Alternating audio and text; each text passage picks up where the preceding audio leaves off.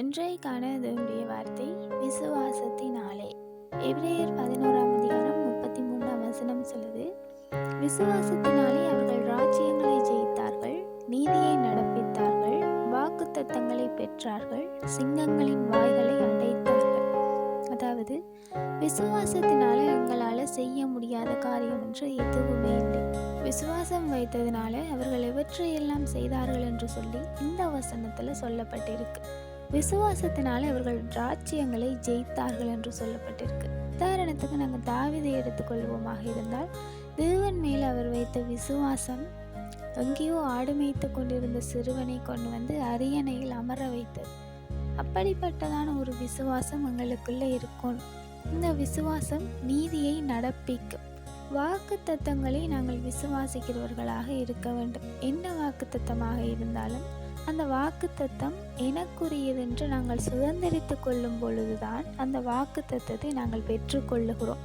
சாதாரணமாக அதை வார்த்தையை, அந்த வசனத்தை நாங்கள் கடந்து விடுவோமாக இருந்தால் அதை நாங்கள் பெற்றுக்கொள்ளுகிறதில்லை. அந்த வார்த்தை, அந்த வாக்கு தத்தம் எனக்கானது என்று சொல்லி நாங்கள் ஆழமாக நம்பும் பொழுது அந்த வாக்கு தத்தங்களை நாங்கள் பெற்றுக்கொள்ளுகிறோம். சிங்கங்களின் வாய்களை அடைத்தார்கள் என்று சொல்லப்பட்டிருக்கு. அதாவது இதற்கு உதாரணமாக நாங்கள் தானியேலுடைய கதையை எடுத்துக்கொள்ளலாம். தானியேலை ராஜா சிங்கத்தின் கெவியில் போடுகிறார். ஆனாலும் எந்த ஒரு சேதமும் இல்லாமல் தானியேல் அடுத்த நாள் வெளியிலே வருகிறார். தானியேலுடைய ஜெபம், தானியேல் தேவனின் மேலே வைத்திருந்ததான அந்த விசுவாசம் சிங்கத்தினுடைய வாயை கட்டி போடுகிறது. ஆகையால விசுவாசிக்கிறதுனால எல்லாவற்றையும் நாங்கள் பெற்றுக்கொள்ளுகிறோம். தேவன் சொல்லி இருக்கிறார், கடுகு விதை அளவு விசுவாசம் இருந்தால் இந்த மலையை பார்த்து அங்காலே போ என்று சொன்னால் அது போகும். இந்த மரத்தை பார்த்து நீ புடுங்குன்று போவாய் என்று சொன்னால் அது வேரோடே புடுங்குன்று போகும் என்று சொல்லி சொல்லப்பட்டிருக்கு. ஆகையால ஒரு காரியத்தை நாங்கள் நடப்பிப்பதற்காக எங்களிடத்துல இந்த அளவு விசுவாசம்தான் இருக்க வேண்டும் என்று சொல்லி விசுவாசத்திற்கு ஒரு அளவே இல்லை.